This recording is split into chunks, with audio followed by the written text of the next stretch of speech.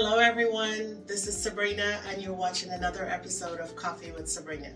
Today, I have a fantastic guest with me. I cannot wait for her to share a little bit about who she is and what she does.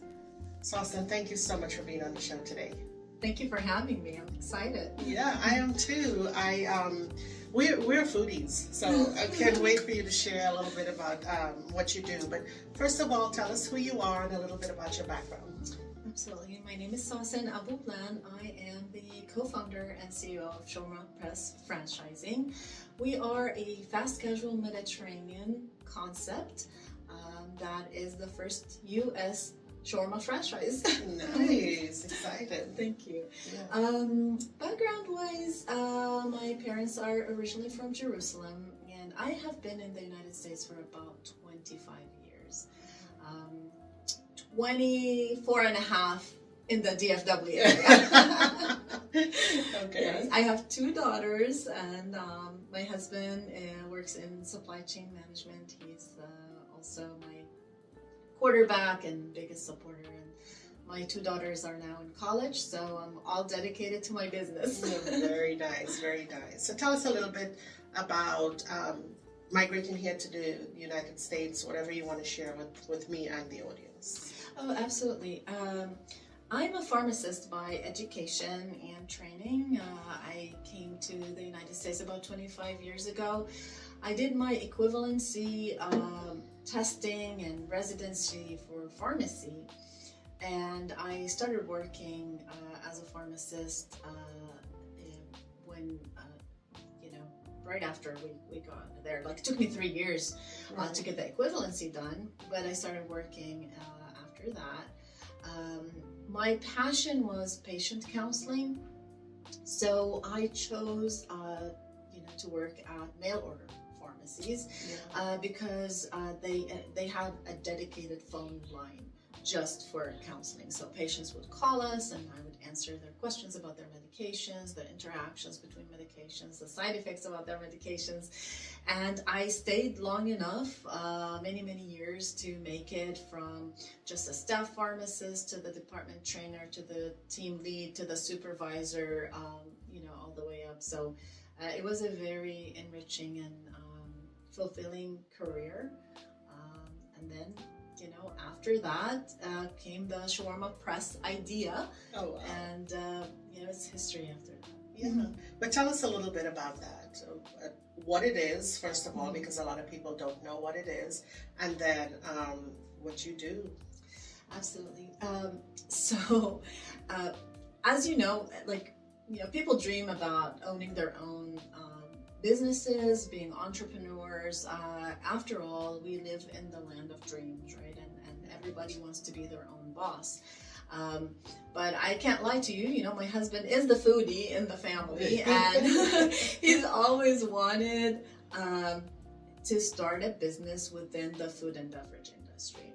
Yes. That was something that was on our minds, and he's always thought about it. He travels a lot for his consulting job, and it wasn't until he had this project in Germany before he came back with the shawarma concept as a business concept for us. So shawarma, for those who don't know about it, is a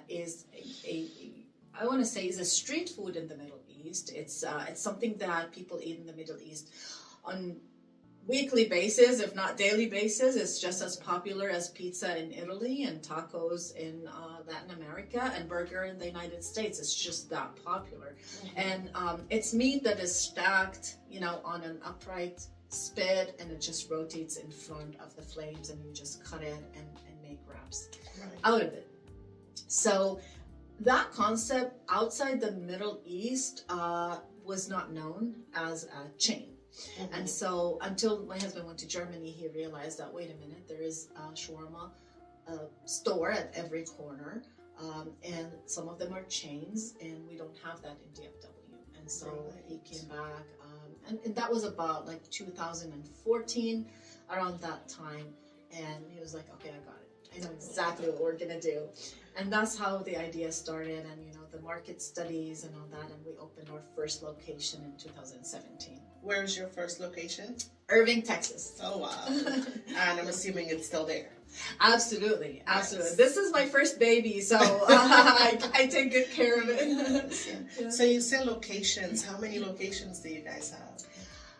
Right now, as of today, we have 8 locations open, up and running, and we have a few that are signed but not open yet in different stages. But number 9 is coming next month in Denton. Oh Denton, wow! Texas. Yes. Wow. Yeah. Do you have any outside of Texas? I do. There is one location in Atlanta, Yes.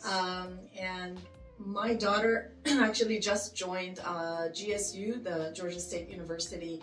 There, and I think that was the best thing that happened, because I can now go visit her and also check on the Atlanta store. Yeah. So in starting this, you said you were a pharmacist, and now you're running a chain business franchise also. So tell me a little bit about the ups and downs of that, basically. Yeah, honestly, let me start from, I guess, phase 1, which is being an entrepreneur, starting your own business. Store number 1, which is always the hardest. Right? You put your sweat, blood, and tears into it, and you learn from your mistakes once you have it up and running. And to be honest with you, thinking about a chain like of multiple stores was definitely in the back of our minds, especially with my husband's expertise in consulting and in the business world. I mean, having one store was just the beginning. Right. But it took so much from us to get the first store done the right way, that it laid out the ground, for expansion afterwards.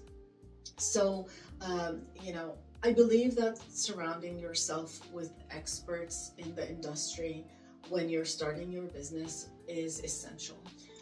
It really not only gives you the support that you need, but it also protects you from making mistakes that are so common, right? So I know people think it was like, oh, it's only one store. Why do I need to hire an accountant? It's only one store. Why do I have to have a legal counsel? It's only one store. Why do I have to have an HR person? In my humble opinion, and after being through this now, it's been almost 8 years, and now we have 8 locations. I believe that if we had not started the first location the right way, with having the support around us that is needed, we would not be where we are right now. Right. And so, speaking about the challenges, I think businesses get hurt the most by having their books completely, out of order. Right. And that, an accountant that is not necessarily your full-time employee.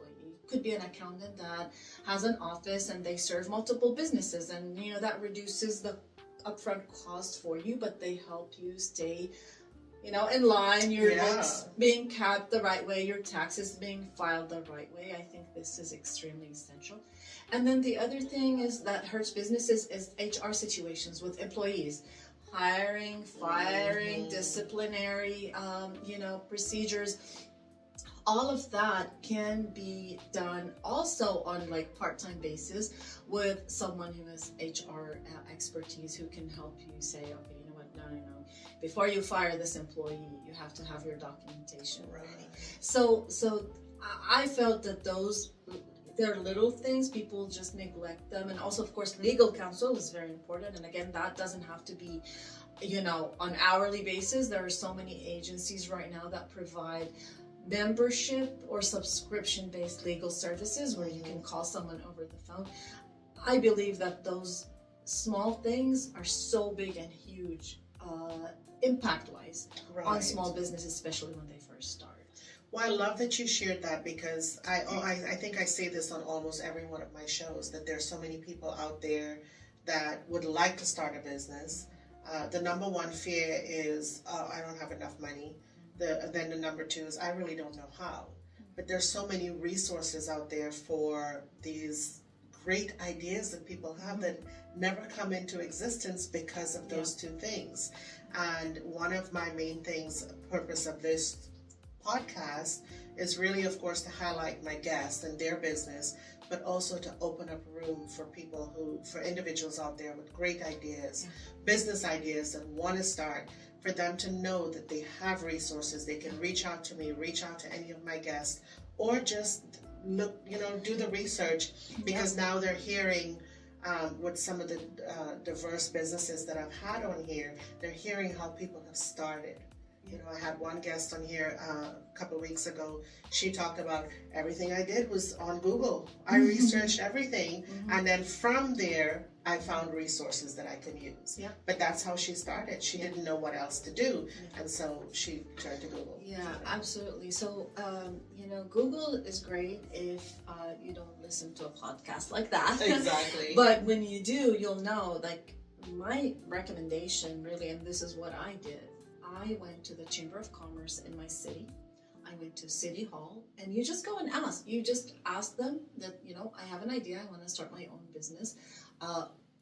What do you think? Where should I go? They, most of the time, they will direct you to the right person. And also the Chamber of Commerce usually has sessions and seminars and workshops. And don't forget the SBA, the Small Business Administration. Go to their website, research what they have to educate you about how to start a small business, because without that type of education, you're just going to go create an LLC and not know what to do with it. Yes. So definitely we're very lucky to have resources at the city level and also at the state level and at the federal level. So if you go from City Hall, Chamber of Commerce, SBA, then all of that kind of all adds up. Right. So we talked about your business, the type of food it is, but you also do a lot for your community. So tell us a little bit about that. For sure. Honestly, thank you for bringing this up. I want to say that we do not exist in a vacuum or in a bubble. When you open a business, you are part of the city that you're in, your community that you're in, whether you admit it or not, right?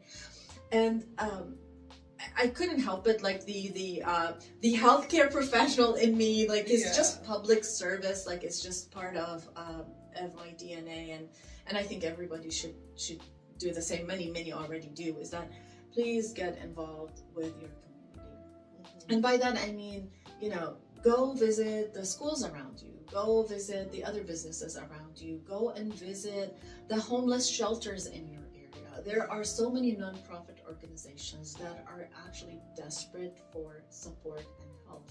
And you can help no matter how small your contribution is or how big. They actually would rather have a small contribution that is continuous rather than have like one big contribution and then just it disappears and goes away.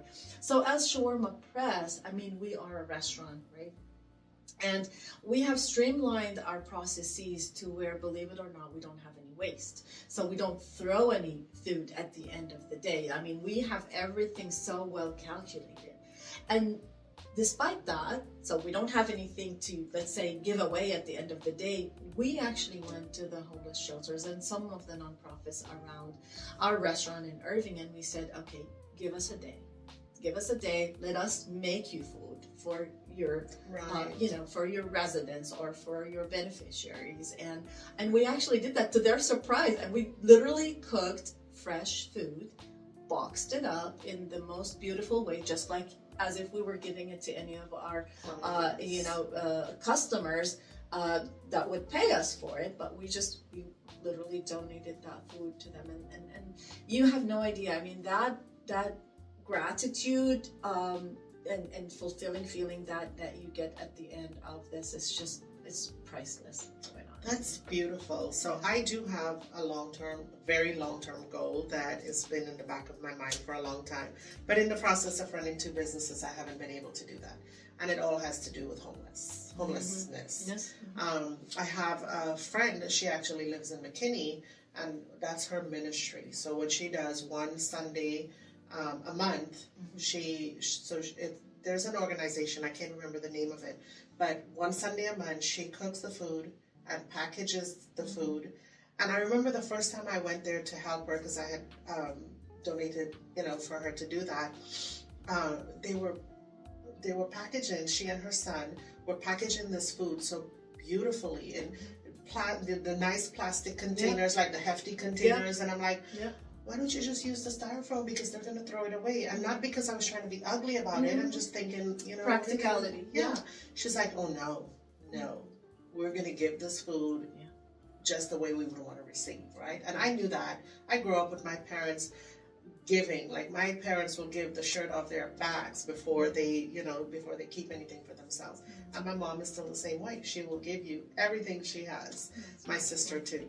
So I knew that, but in that moment I was like, oh my God, I felt so bad that I even thought it.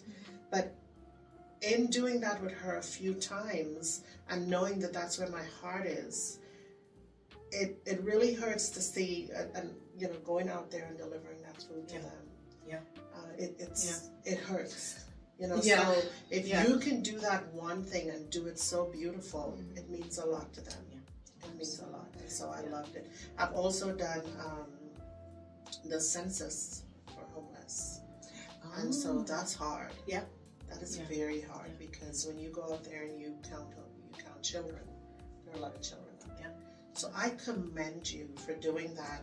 Not only are you just giving, like you say, at the end of the day, you're cooking fresh food and you're doing it solely from your heart, right? And so that is beautiful. We are very lucky. We have everything that we can think of, and we take it for granted. It's not until you humble yourself literally with these events and actions or activities to where you say, oh my God, I have so much more than a lot of other people. So it keeps you centered and humbles you as well. Definitely.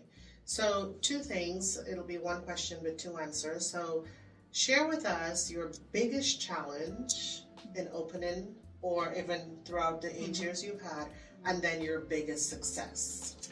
Absolutely. So I can say that, like, not knowing anything about the restaurant industry, in the beginning, it was very difficult to judge the layout, the construction piece, the design piece of the restaurant. And so, I did my best to work with an architect who was supposedly an expert in restaurants, right? So we ended up approving the layout of our first location for Irving. And it turns out to be that the cashier has no door to get out from their station except by walking all the way through the cook line, all the way to the end, and then make a U-turn. So I think, design and construction is really the hardest part. That was the most difficult part that I have to go through. And then going forward from there, of course, you learn from your mistakes, right? Correct. And so, our subsequent locations don't have that problem. Yes. And to your second question, like you said, the most rewarding piece, there's a little story behind that, if you don't mind. No, go right ahead. So, as a pharmacist, as I mentioned to you earlier, I was so used to public service, right? I'm on the phone, dedicated 8 hours a day to help patients understand their medical situation, educate them about their medicine, and also help them solve, issues. Really in a, in the most human service type of way. So I leave that to go to serving food to customers who can afford it, and I lost my calling. I was like, why am I here? It just doesn't feel right. It does not click with my soul. I'm working so hard, and I'm selling food to people. They're giving me money in return. And that's outside of the charity that we're doing, because as a charity, you do that no matter what your job is, right? So what is my calling? And then it wasn't until one night I was just talking to my husband, like, it doesn't click with me. I don't feel it. It's just not right. And he said something that I will never forget. He said, Sawsan, you are looking in the wrong direction. You are actually looking at the customer in front of your counter, and you're forgetting about all your employees behind the counter. This is your calling. This is why you're here. Those people, they're working with you, and they're relying on you. Yes. To pay their bills. They're relying on you to provide for their families. So, of course, after God, God is the most, of course, yes, higher divine entity over all of us. But right after that comes my role as an employer. And Sabrina, from that day, I never questioned my calling. I walk into my restaurant and I look at my assets as in human resources, my cashiers, my cooks, my prep people, my dishwasher, everyone on my team. And this is my calling. This is why I'm here. I love my customers so much, and I'm so grateful for my customers, because without them we won't have a business. Right. But my customers are feeding my families behind the counter. So that was my biggest moment, my biggest reward, honestly. So. That is so beautiful, because you know what's funny? My next question was going to be, how do you feel running a restaurant business when we spoke about your passion being a pharmacist? So you just answered that. Absolutely. And that is beautiful. It's funny how we don't see things. We sometimes stay in a box. Yeah. But it's beautiful the way your husband saw it, the way he was able to help you see that in a different light. Absolutely. And that is so true. That is so true. Mm-hmm. Like, the core of my businesses are my employees. Mm-hmm. And I know that, because without them, I cannot run this business by myself. I don't want to run this business by myself. Yeah. And so I think about them, like I was telling my office manager, we were talking, we have every Monday morning, we have meetings, but also every morning we have coffee time. Uh-huh. And that's, like as I talk about the culture in my office. Yeah. And I told her, I said, she was saying, I don't like to, talk about these things at work. And I said, you have to. I love you. I love your family. And if it's affecting you, it's going to affect you here. Yep. So let's see how we can help you. Yeah. And that's what I love about the relationship with employees, right? Yeah. But as an employer, you are responsible for them and their family. They're depending on you to take care of their bills and food and all of that, right? Yeah, so I totally love that. Yeah, thank you. Thank you. It just it's very profound, and honestly, the way you know that you're doing things right is when your own employee starts bringing you referrals, like, oh, my son is looking for a job. Can you hire him? Yes. Or like, my brother is looking for a job. Can you hire him? And that is like music to my ears. I'm like, okay, so, and of course, if I have an opening, I would rather, support the families that are with me. And then, if they're qualified, of course, why not? So I have, in different locations, I have, family members working with me as well. And this is the most beautiful thing as well. That tells you that, okay, you're doing something right. That's beautiful. That's a huge compliment, because there's so many employees out there who they either don't like their job, they don't like the people they work with, or they don't like their bosses. Yeah. They'll never refer anyone to those job places, right? So that's a huge compliment for you. I love it. Is there anything else before we end today you would like to share with me or the audience? My advice is follow your dreams. If you have an idea and you believe in it, and as long as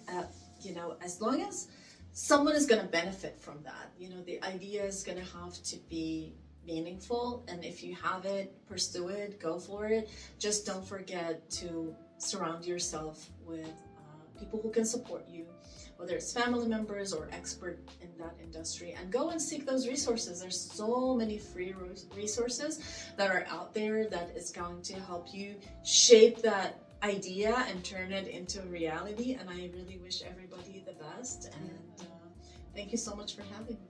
Yes. I do have one more thing that I'd like to ask, and if you don't want to share, that's great. Just say that, no big deal. But you are a pharmacist, you started a business, you've had this business for 8 years, successfully ran this business for 8 years, created other branches and things like that, but you are still self-developing, looking for better ways to improve your business, and this is how we met at a program that you're in. Are you willing to share anything about that program right now? Yeah, absolutely. So the program is the Goldman Sachs 10,000 Small Business Initiative, and this program is a cohort of, like, I think it's 12 weeks, and it will educate us on small business owners about all the aspects of their business. It was very eye-opening for me, because as much as you are so involved in running your business day to day, you don't really stop and evaluate, okay, where am I going, right? And I was referred to this program by my financial consultant. They've heard of it, and they told me to go and apply for it. What I love the most about it is just it made me stop, take 1 day a week completely off my day-to-day operation, and think about the big picture. Yes. Where am I going? Where is this taking me? How can I make this bigger and better? And even though we're already a franchise and we have 8 locations, I mean, what I learned from this cohort is that the sky's the limit. Why am I thinking about the 10th location when I should be thinking about the 50th location? Right. And I never stopped to think about my business in that perspective. And I'm very happy that I'm in that cohort with you. And it helped me actually meet amazing people like Sabrina and others. So I'm very, very grateful. Yes, I am super grateful for that program for this reason also, that I have gotten connected with so many wonderful people. And what I love about it is we're going to be lifelong friends and family, right? Yeah. And also, I'm not just saying that for face saying, it's because that's the culture of the Goldman Sachs. Yeah. We're seeing people who have been, we're cohort 30, we're seeing people from cohort 1 that are still meeting weekly, just because they're so connected. Yeah. So I love that. Yeah. But the reason I'm asking my peers to share a little bit about the program is also for the business owners out there who have been running a business for a long time. Like you've been running yours for a long time. I've been running my insurance business for a long time. So that we know that there are things out there for us to be better. Absolutely. Because we might be great. I think I'm great at what I do. You think you're great at what you do. But then you get into programs like this and you realize there's so much more. Absolutely. So with that being said, it's for us not to get stuck in our old ways, because there's so many new innovations and things and ideas that even in your own business, you can just expand and do that and make it great. So true. I love that you shared that with us. So if the audience would like to come to any of your locations, or if they wanted to reach you, how would they be able to do that? Would you want to share the locations and the data? Thank you. So we are digital. So if you just go to shawarmapress.com, you will be able to see all our locations. Right now we have within Texas, we have actually 7. In DFW, we have Irving, Plano, Arlington, Frisco, and Oh, downtown Yes. Dallas. This is our newest one. And Yes. yes. And then we also have one right outside of Austin in Georgetown, Texas. And we have one in San Antonio, Texas. And our 8th location is in Atlanta. So if you're traveling, stop by in the Johns Creek area. And we have the number 9 coming in Denton next month. So shawarmapress.com. And feel free to stop by and enjoy the food. Awesome. Guys, that link will be below, at the bottom of this video, so please feel free to click it and get all of Sawsan's information or all the information locations for the stores and go visit it, please. Thank you. Sawsan, thank you so much for being on the show today. I really appreciate you. Thank you for having me. I had a blast. Awesome. Thank you, Sabrina. Awesome. Well, guys, this wraps up another episode of Coffee with Sabrina. Until next time, bye-bye.